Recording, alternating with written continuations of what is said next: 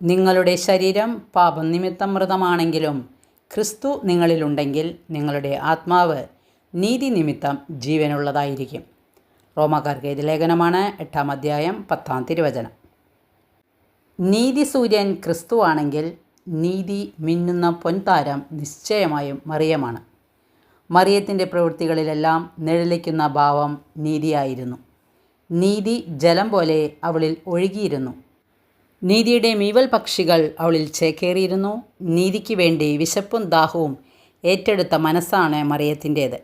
നീതികേടുകളുടെ ഘോഷയാത്രകൾ അവസാനിക്കട്ടെ. നീതിപീഠങ്ങൾ ഉണർന്നെഴുന്നേൽക്കട്ടെ. വിധിയാളൻ വന്ന് നീതിപൂർവ്വം വിധിക്കുമ്പോൾ വിധിയെ നേരിടാൻ നമുക്ക് അമ്മയെ കൂട്ടുപിടിക്കാം. അവളിൽ നിന്ന് നീതിപാഠങ്ങൾ അഭ്യസിച്ചു തുടങ്ങുകയും ചെയ്യാം. ദൈവത്തോടുള്ള മഹത്വത്തോടും നമ്മോടുള്ള സ്നേഹത്തോടും കൂടി നിലനിന്ന മറിയത്തിൻ്റെ മധ്യസ്ഥതയിലൂടെയല്ലാതെ ആർക്കും രക്ഷ ലഭിക്കുകയില്ല. വചനം എല്ലാവർക്കും മനസ്സിലായി കാണുമെന്ന് വിശ്വസിക്കുന്നു. വചനം അനുസരിച്ച് ജീവിക്കുക. സർവശക്തനായ ദൈവം നമ്മളെ അനുഗ്രഹിക്കട്ടെ. വചനം ഇഷ്ടപ്പെട്ടെങ്കിൽ ലൈക്ക് ചെയ്യുക. Okay, thank you, by.